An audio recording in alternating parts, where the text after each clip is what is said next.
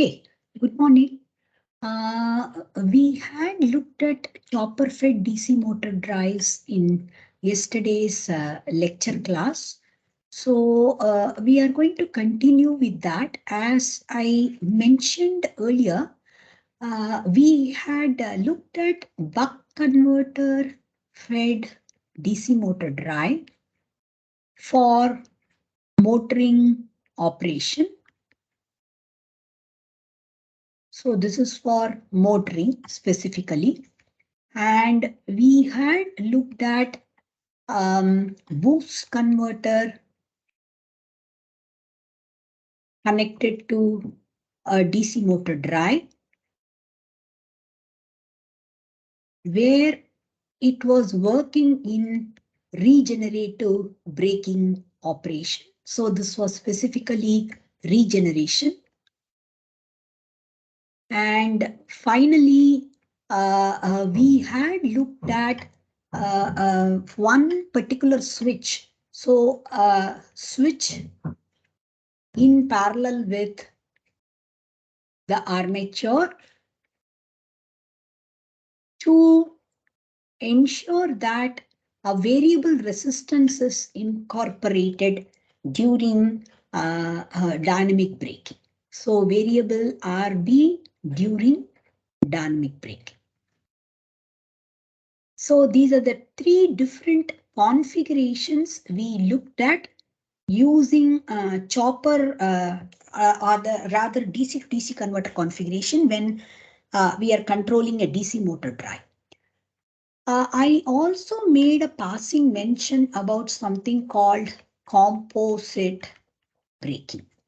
So let us try to take a look at what is composite braking. So let us say I have a DC motor drive and I am trying to connect it to a battery through a boost converter. So I'm trying to connect it through a boost converter.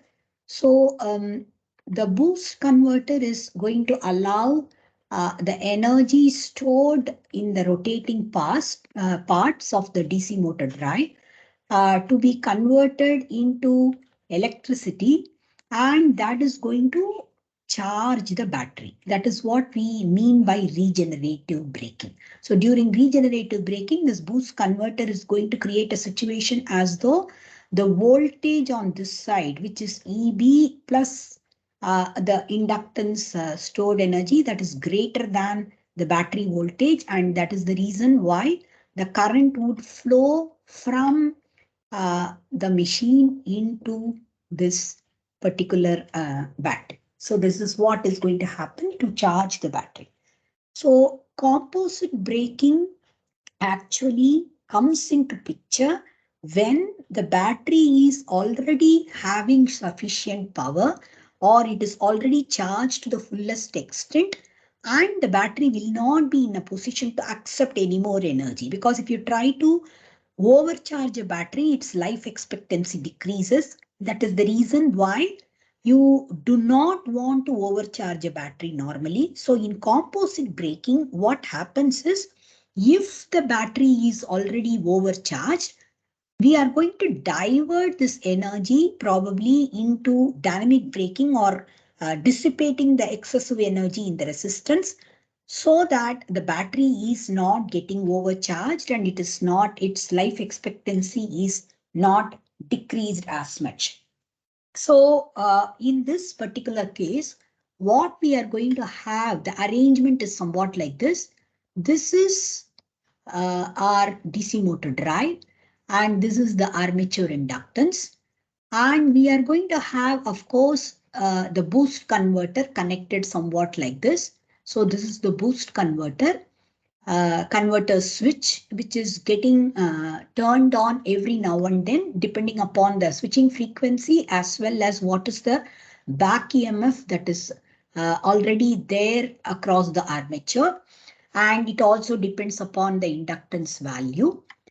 Now, there is generally a diode that is going to sit here.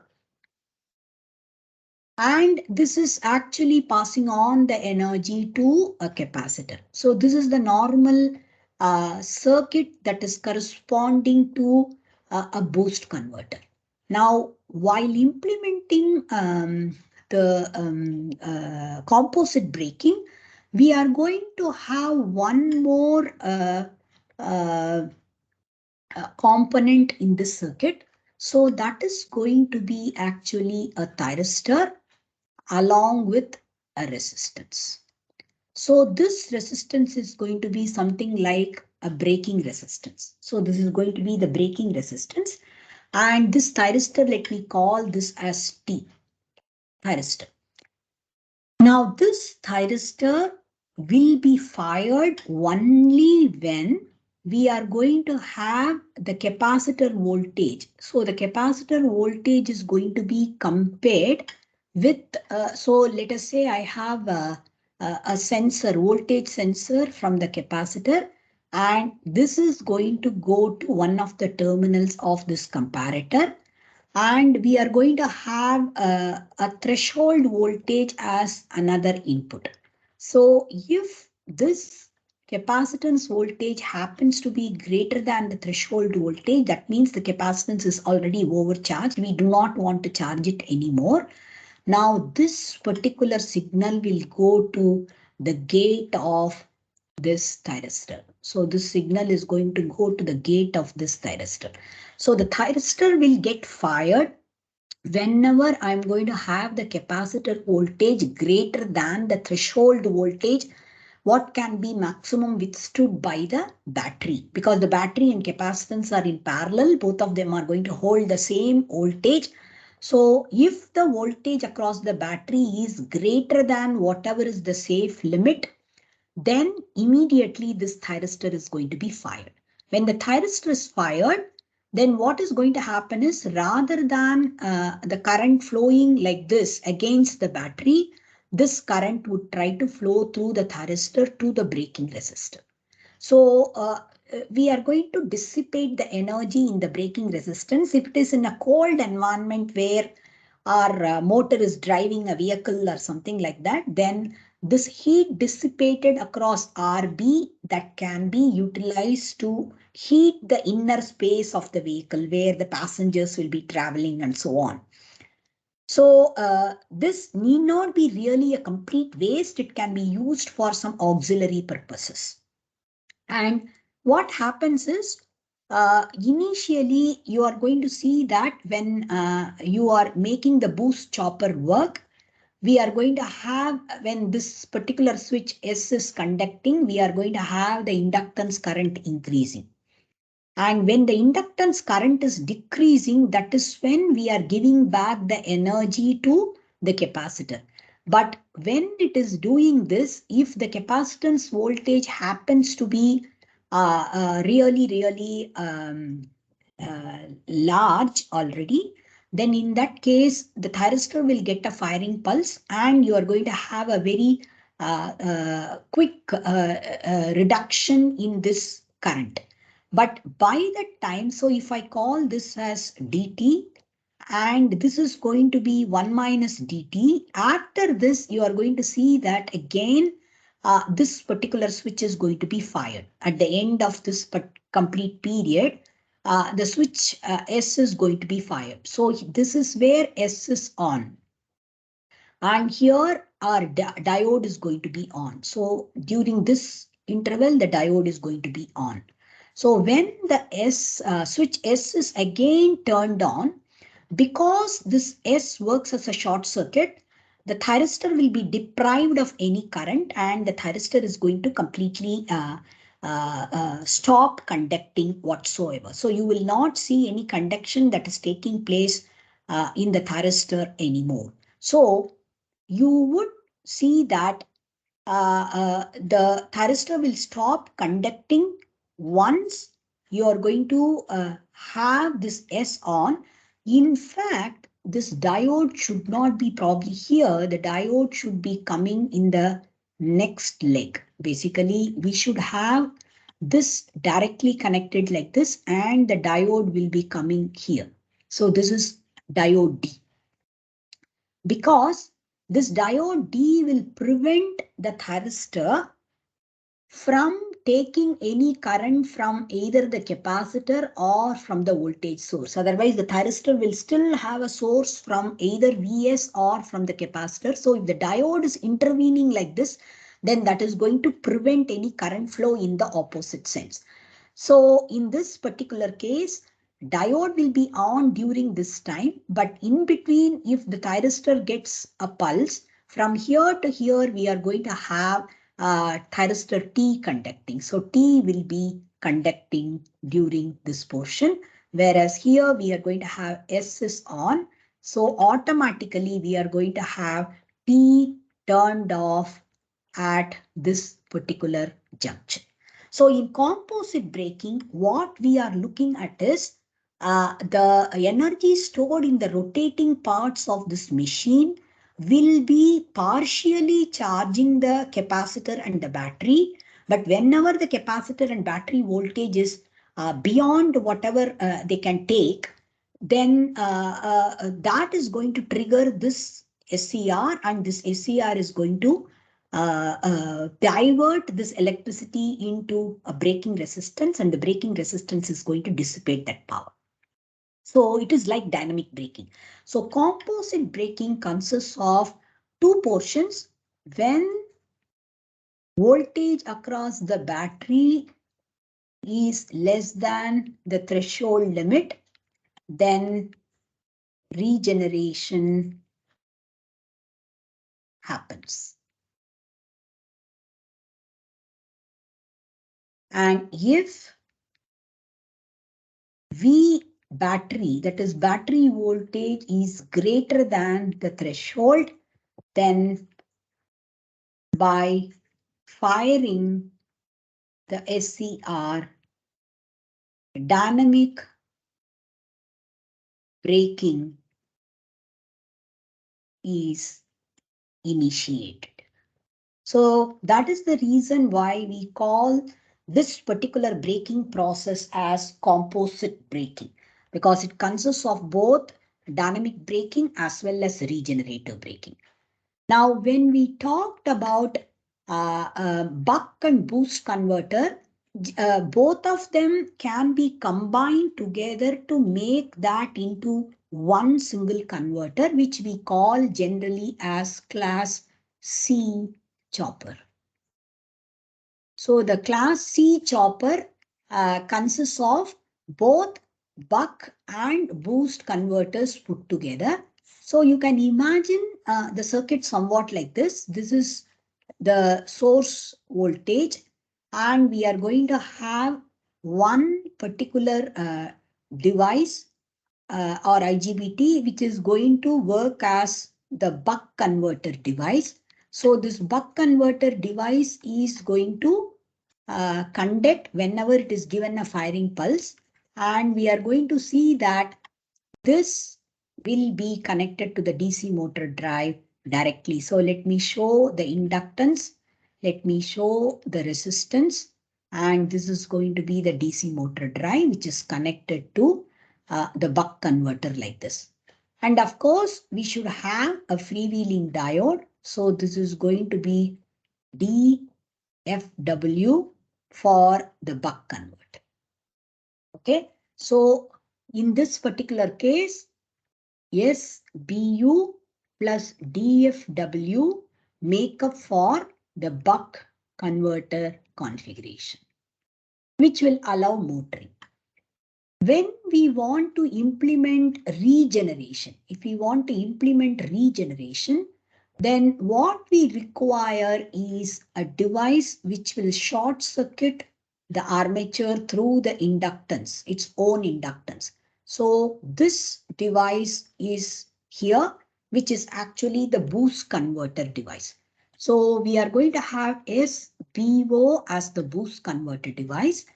And after short circuiting the armature for certain time, then you are going to remove the pulses from the boost converter device, and instead a diode should start conducting. So we will call this diode as the boost converter devices diode. So DBO, this is both these things make up for the boost converter for regeneration. So this is going to be for regeneration. Whereas these two devices are going to be used for motoring. So this will be first quadrant. So this will be first quadrant. Whereas this is going to be regeneration, maybe in the fourth quadrant of speed torque plane. So this particular chopper, which is consisting of both the buck converter as well as boost converter put together in the form of one single circuit, that is generally known as the class C chopper. So this can give, so if you look at simply buck converter, it can give only one quadrant of operation, which is corresponding to first quadrant.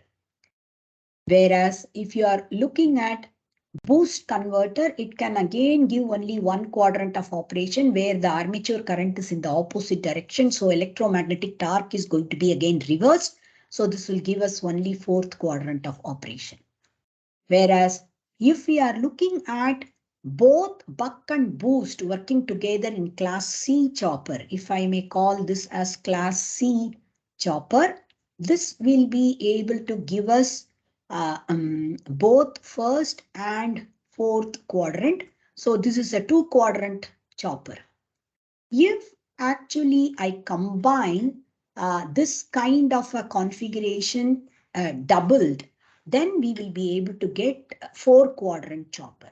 So if I want a four quadrant chopper for a DC motor drive, then I should be having the entire devices arranged somewhat like this. So I should have one device here and one more device here. And I can have one diode here and one more diode here. So this is corresponding to your class C chopper. A similar class C chopper, I should be able to put together on the other side as well. So let us say I'm going to have two more devices and two more diodes connected like this. Now what I will do is to connect the DC motor drive in between these two. So this is the DC motor drive. Now I can simply connect this together and I can connect this together as well. So this is connected together like this. So if I assume that all these things are IGBTs or MOSFETs, so these are all controllable devices. And if I may call this point as A1 and this point as A2, these are the two terminals of the armature. So if I may call this as S1 and this is S1 dash, S1 and S1 dash fired together will allow the current to go in a particular direction, and that will allow this particular device to work as a buck converter in the forward motoring operation. And I will be able to use one diode on one of the other switches to actually freewheel the current. Whenever I want freewheeling, for example, if the current had been going like this, so the current still has to continue in the same direction as far as the motor is concerned. For that, I can try to do the freewheeling by having this diode conducting. So if I remove the pulses from S1, I can have still the current flowing through S1 dash and this diode and freewheeling the current. So freewheeling will become possible when I have the pulses to one of the devices maintained and the other device pulse is turned off. Automatically the diode, which is actually in the same leg but at the bottom, that will be able to take over. The same way reverse motoring will be possible if I am going to fire S2 and S2 dash. So if I am firing S2 and S2 dash, then the reverse motoring will be possible. So I can call this as D1, I can call this as D2 dash, and I can call this as D2 and this is D1 dash. So by having four diodes and four controllable switches, we should be able to achieve all 4 quadrants of operation in a separately excited DC motor drive, which is fed by a chopper. Okay. So this concludes our discussion about chopper fed DC motor drives. So I'll work out a few more problems now. And from the next class, I'll be starting on induction mode, 3-phase induction motor drive. So let me start with a problem on chopper fed DC motor drive. So let me say numerical examples on chopper fed DC motor. So let me start with problem number 1. So the statement goes as follows. A 220 volts, 10 ampere, 2 kilowatt, 1200 RPM, separately excited DC motor has an armature resistance of 1 ohm. It is controlled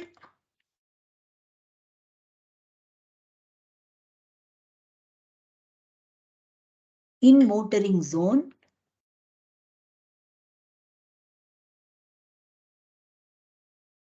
by a chopper whose input is 220 volts DC.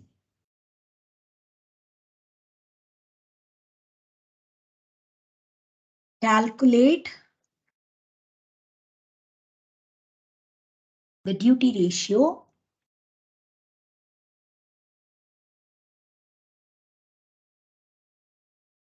when it is delivering 50% rated torque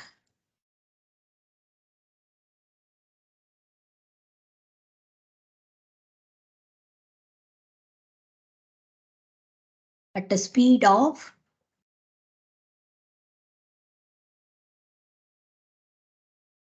900 RPM.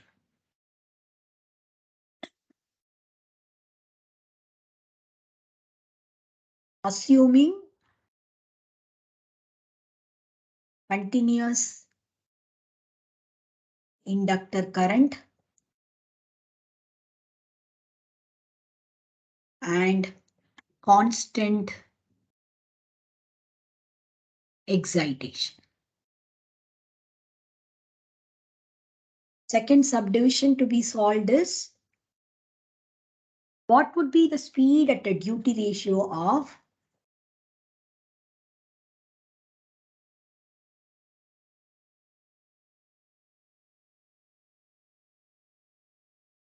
0.8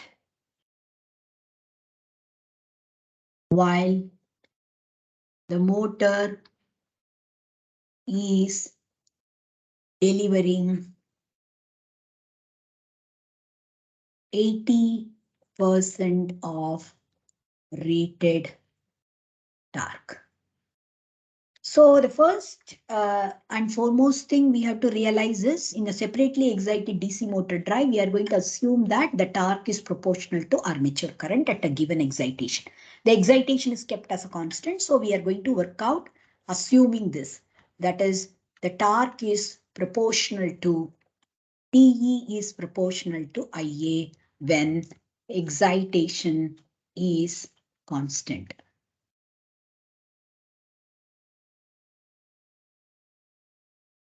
So first of all, let us try to calculate for the rated condition. This is a 220 volts, 10 ampere motor drive. So I should say 220 minus 10 IARA. So 10 multiplied by 1. This will be VA minus IARA. This is going to be equal to EB. That is 210 volts will be EB at rated condition. So if I say that the speed is 1200 RPM, which is also incidentally 125.66 radians per second, I should say back EMF constant K5 will be EB divided by 125.66. So that comes out to be 1.67 volt second per radian. So this is the back EMF constant. Now, in the first portion, what is being asked is calculate the duty ratio when it is delivering 50% of rated torque at a speed of 900 RPM. So, at 900 RPM and at constant excitation, EB is going to be 210 multiplied by 900 divided by 1200. This is what is going to be our back EMF. Okay. So this is 3 3s are 9 and 4 3s are 12. So this is going to be 210 multiplied by 0.75. This is going to be the back EMF. Okay. Now, what we need to calculate is if the torque is 50% of the rated value, then current IA will be 5 ampere because 10 amperes is full load current. So 5 ampere should be delivering 50% of the rated torque.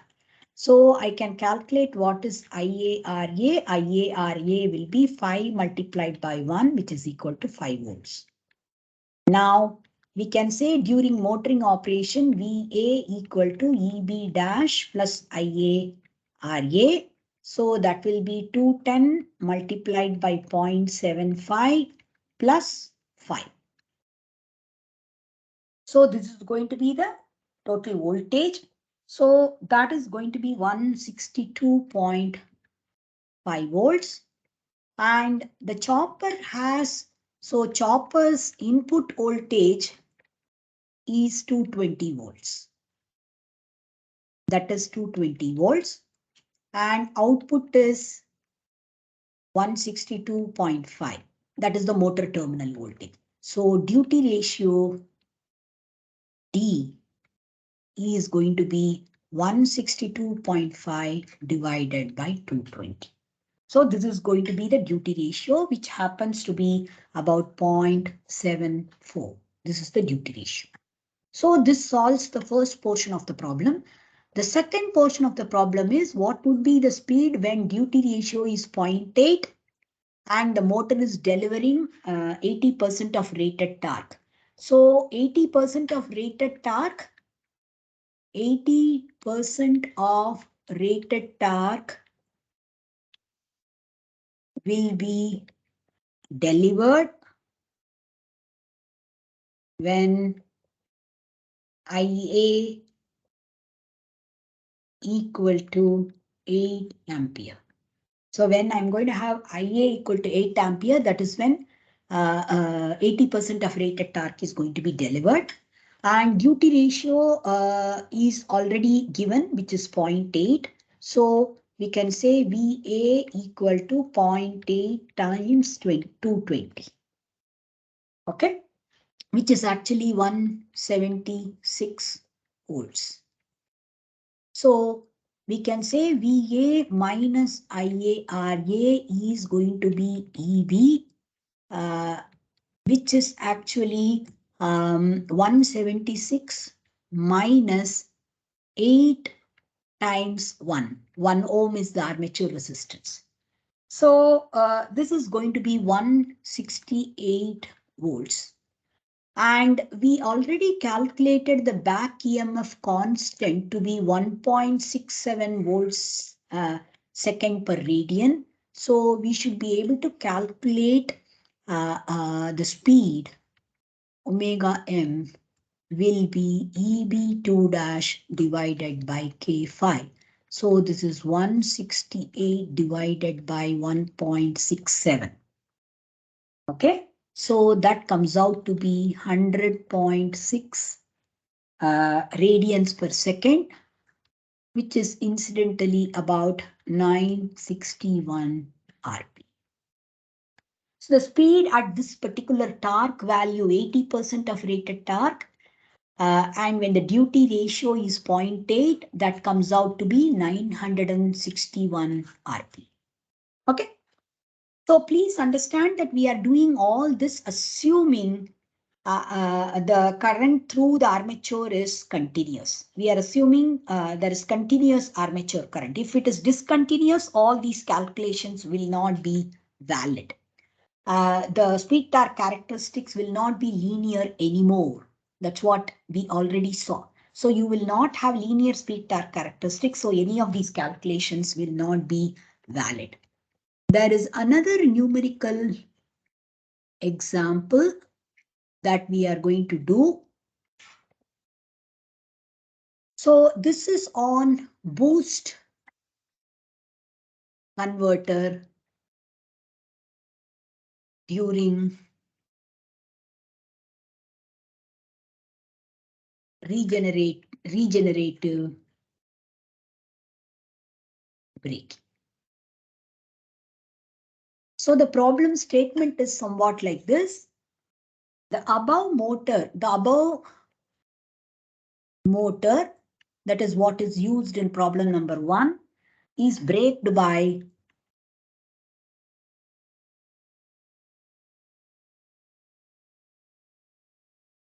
a boost converter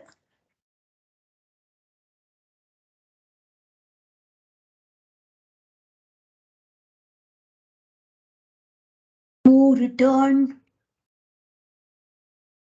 the stored energy to the battery. The battery voltage is 220 volts value. Okay. If the machine had been delivering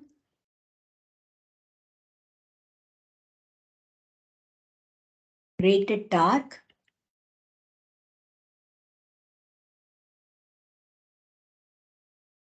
at 600 RPM,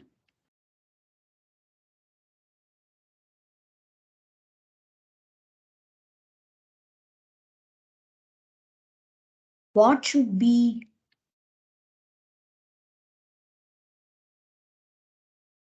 the duty ratio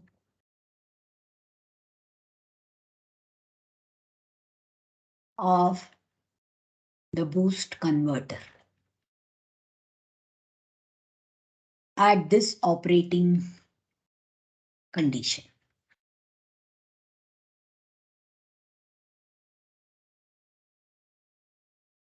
How much is the regenerated power?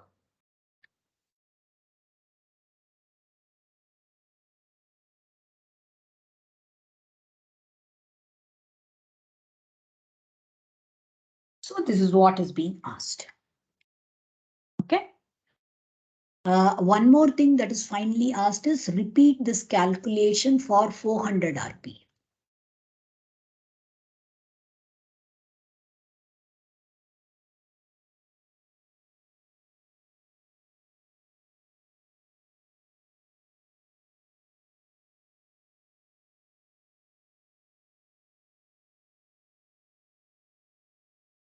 So let us try to find the solution for this. I think from the previous problem, we had already gotten this as the back EMF constant and 210 volts as the rated value of back EMF. So let us say EB rated is 210 volts and K5 is 1.67 volts second per radian. So I'm using the same thing what we had done in the previous problem. Okay. Now what is given is in the first subdivision, speed is 600 RPM.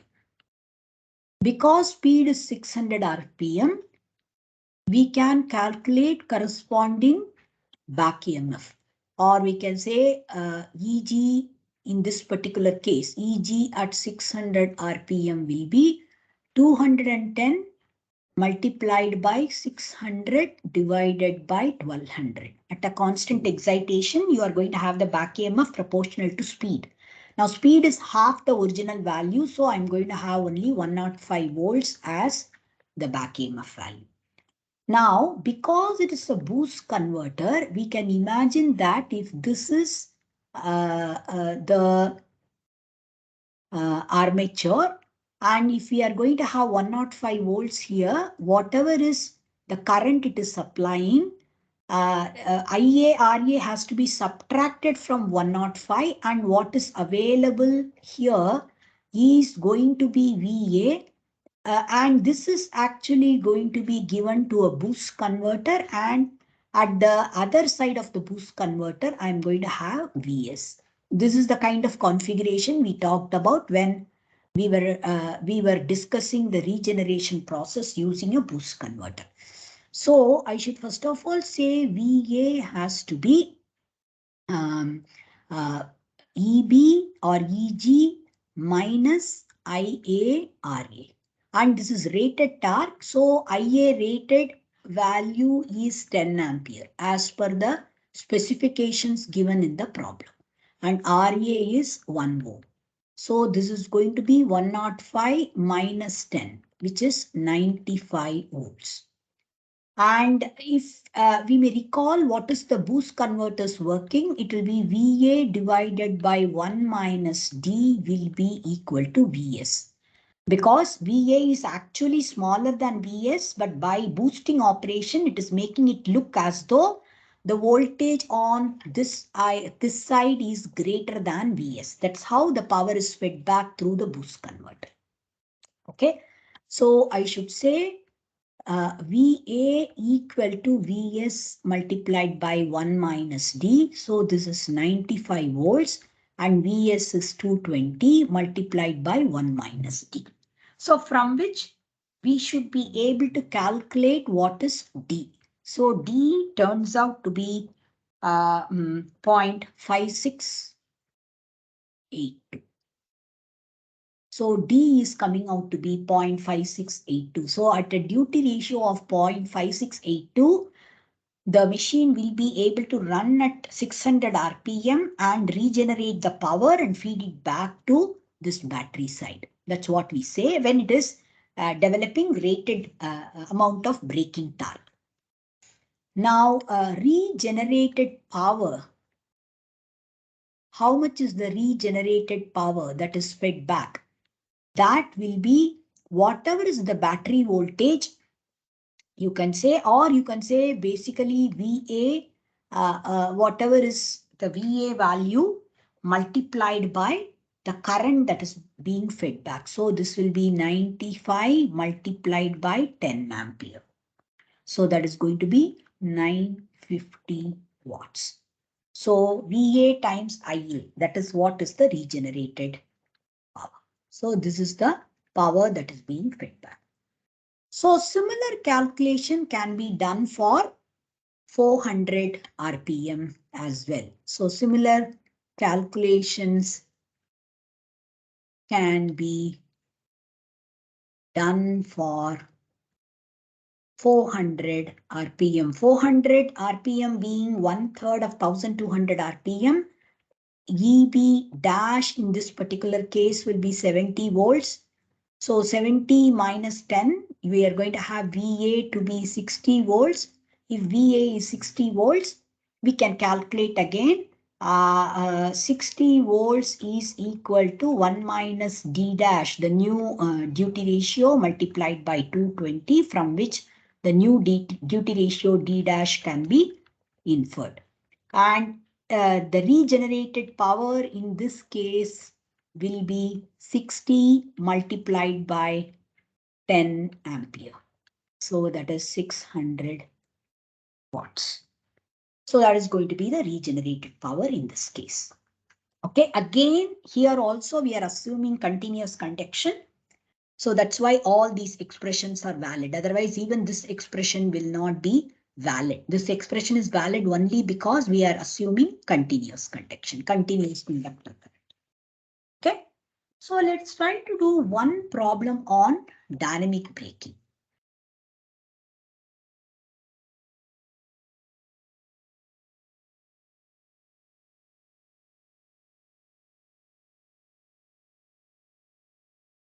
Where a resistance and a chopper switch are connected in parallel with each other across the armature. So we are going to do a problem on this. The same motor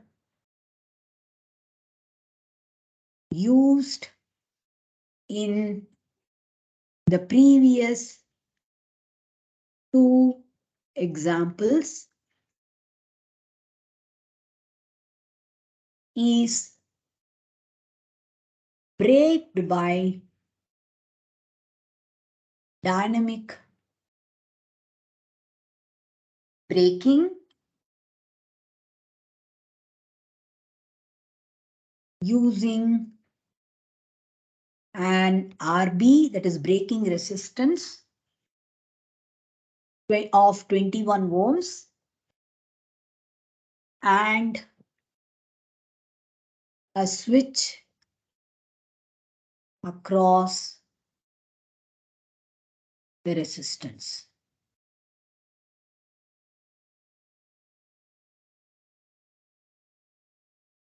If the current has to be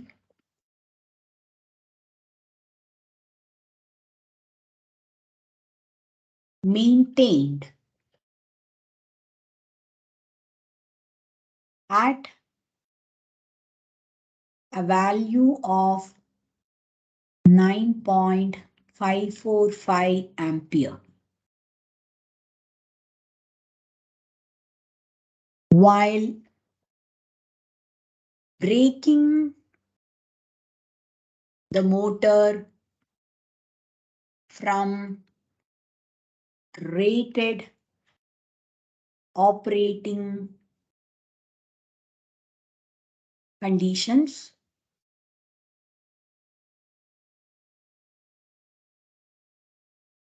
how should the duty ratio be changed?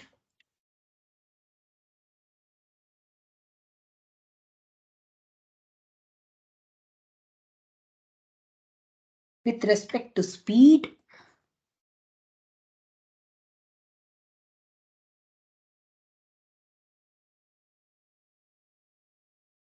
so that IA is maintained at 9.545 ampere.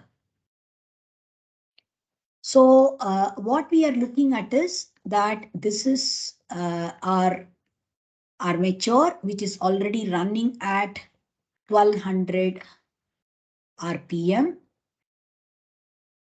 and it is generating rated torque. And under this condition, what we are going to do is to have a switch across the armature along with a braking resistance. So the braking resistance is 21 ohm. And this is 1 ohm. What we have as the inherent armature resistance is 1 ohm. And this is the switch what we are talking about. So what we are looking at is initially we are going to have a back EMF which is 210 volts at 1200 RPM. So we are going to have the current initially as 210 divided by 21 plus 1 if duty ratio is 0. If there is no turning on of the switch, then we are going to have this as the current, and this current happens to be 9.545 ampere.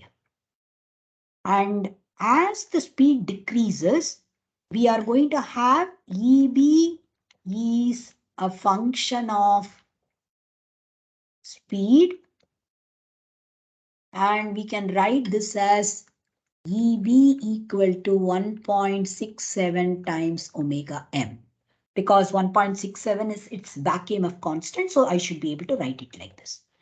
Now we can write EB divided by 21 RB times 1 minus D plus 1 ohm.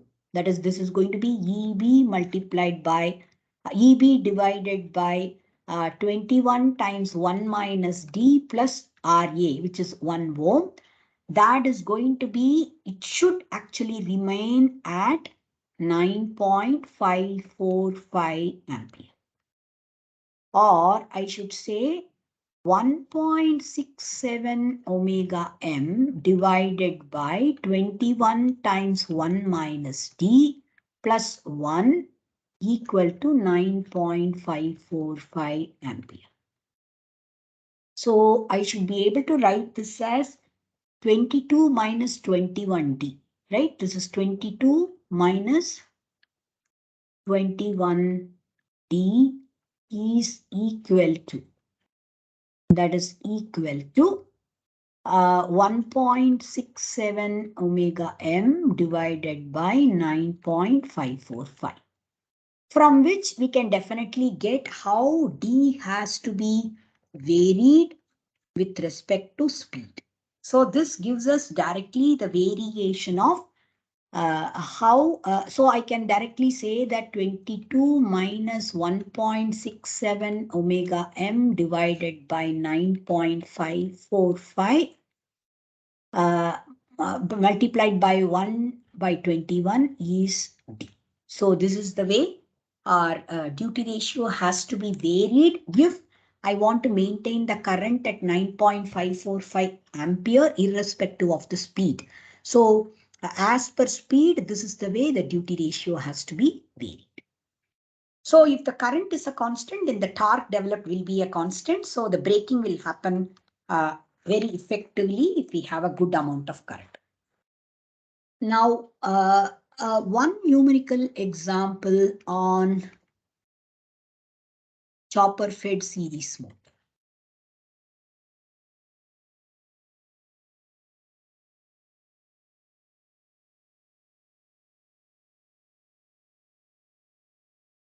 So we already worked out a series motor problem in the last class. I'm going to take the same motor parameters here. So this is a 200 volts, 60 ampere DC series motor has RA equal to 0.06 ohm and RF equal to 0.04 ohm. Its magnetization characteristics at 500 RPM is given as follows. So IF in ampere and VG in volts. So this is 10, 20, 30, 40, 50, 60, and 70. So these are the different values of current that have been given. Now for corresponding to 10, it is 53 volts. Then for 20, it is 98 volts. Then for 30, it is 125. And for 40, it is 142. Then 153. Then we have 162 and 168. So these are the different generated voltages. Now, like what I said in the last class regarding any series motor problem, it is always easier to calculate what is K5. So for 500 RPM, we can calculate what is the radians per second. So 2 pi multiplied by 500 divided by 60 is going to be speed in radians per second. So which is actually omega m. And we can use this omega m value. So this is Vg divided by omega m. So when we calculate that, this comes out to be 1.0122, 1.872, 2.39, 2.712, 2.922, 3.094, and 3.21. So these are different values that we get for K5. Okay, we can calculate the torque as well if we want to. So let me write that as well. So this is torque. So the torque values are 10.122. So this is Newton meter. This is volt second per radian. So this is 37.44. This is 71.7. This is 108.5. This is 146.1. This is 185.64. And this is 224.7. So these are the torque values.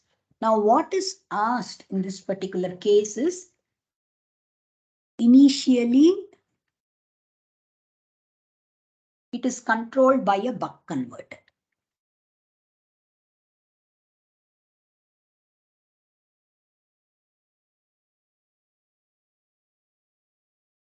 With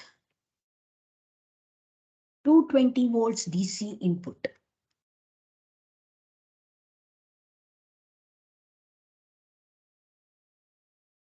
If it has to deliver a torque of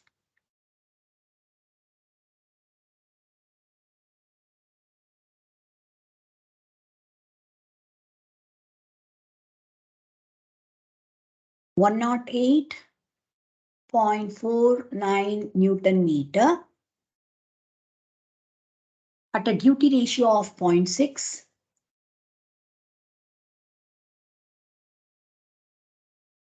what is the speed? So this is the first portion that is being asked. The second portion is calculate the duty ratio for a speed of 300 RPM while the motor is drawing an IA of 70 ampere. So first of all, let us solve these two. So in the first case, if the torque is 108.49, that is close to this 108.5. So here IA has to be 40 ampere. So IA times RA plus RF, RA plus RF is 0.1. So this will be 4 volts. So we can say if D is 0.6, so 220 times 0.6 is going to be VA. And we can say VA minus 4 volts is going to give us EB. And whatever is our EB, EB has to be divided by the K5 value corresponding to this 40 ampere. So EB divided by K5 at 40 ampere that is going to give us the speed. So that will be VA in this particular case is this is 132 volts. So 132 minus 4 volts is going to be 128. So 128 divided by 2.712. That is going to be the speed in radians per second. So that is 47.2 radians per second, or it is going to be 451 RPM approximately. So for the second subdivision, if I try to work out the same way, if IA is 70 ampere, I can say IARA. In this particular case, IARA plus RF, that is going to be 7 volts because 70 multiplied by 0.1. And we can say that 300 RPM. So EB at 300 RPM and 70 ampere of I. That is going to be, we have to take the K5 value. K5 value at 70 ampere is 3.21. So I should say 3.21 multiplied by 2 pi multiplied by 300 divided by 60. Okay. So that is going to be 100.845 volts. So we can calculate VA equal to EB plus IA multiplied by RA plus RF. So that will be 107.845 volts. So the duty ratio will be equal to 107.845 divided by 220. That is VA divided by VS. So that is going to be the duty ratio, which comes out to be 0.49. So the other subdivisions where what the questions are asked is corresponding to regenerative braking. If the motor is allowed to undergo regeneration with the boost converter,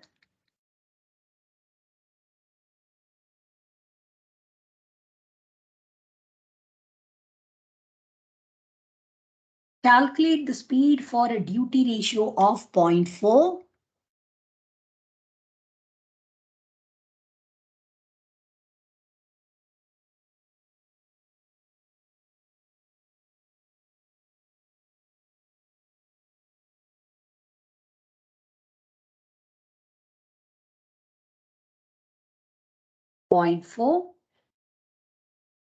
When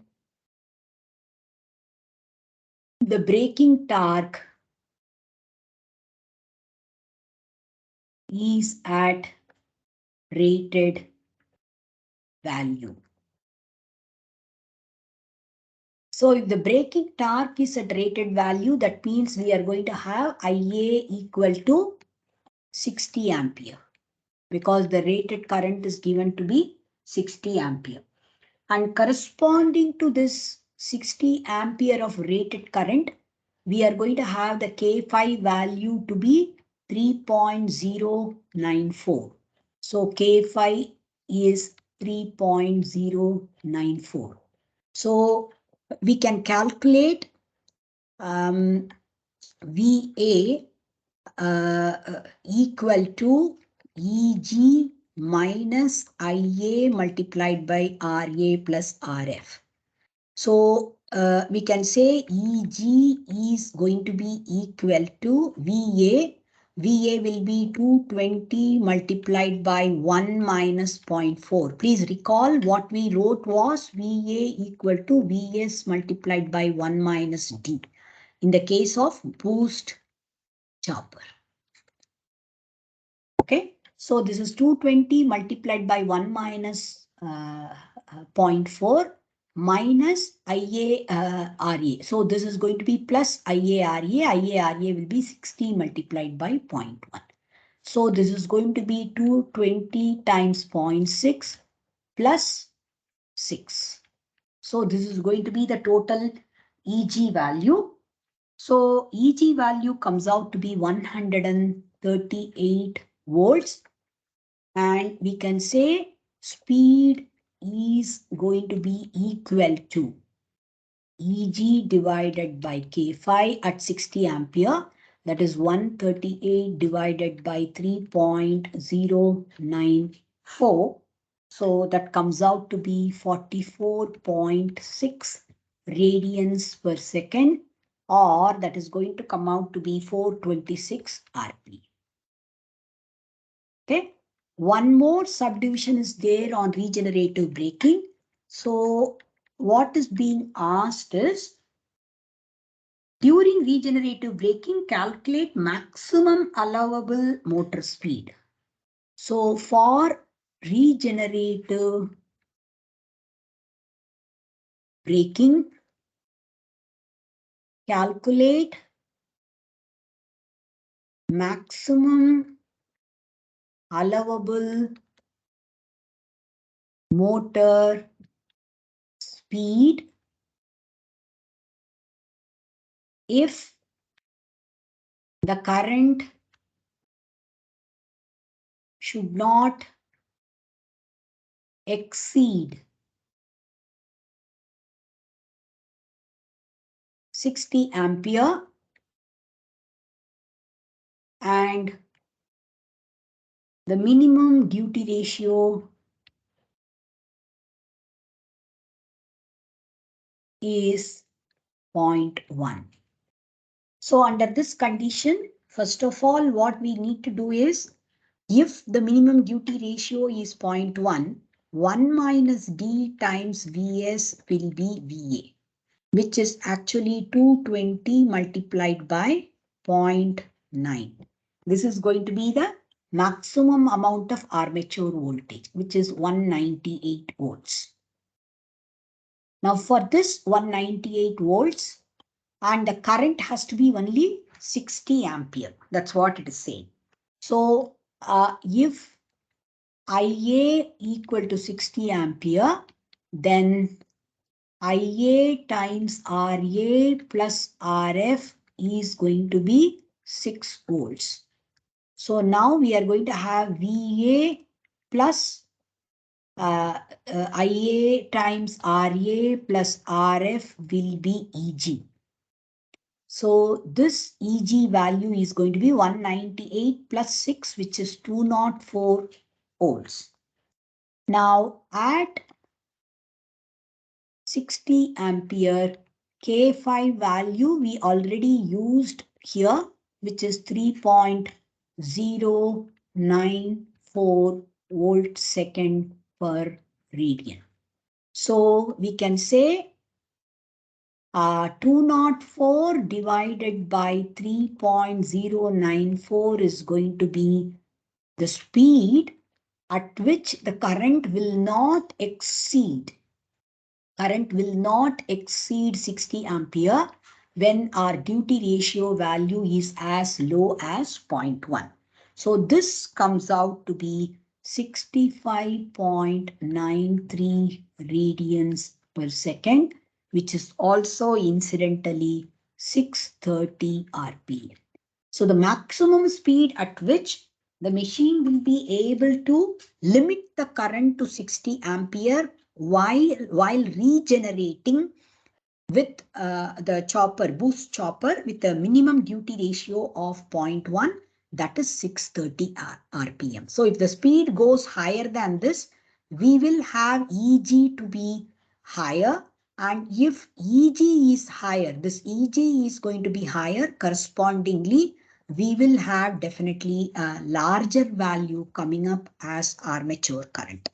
So if the armature current has to be limited, then we'll have to definitely limit the speed or at a given speed, if we have to limit the armature current correspondingly, we should be choosing an appropriate duty ratio.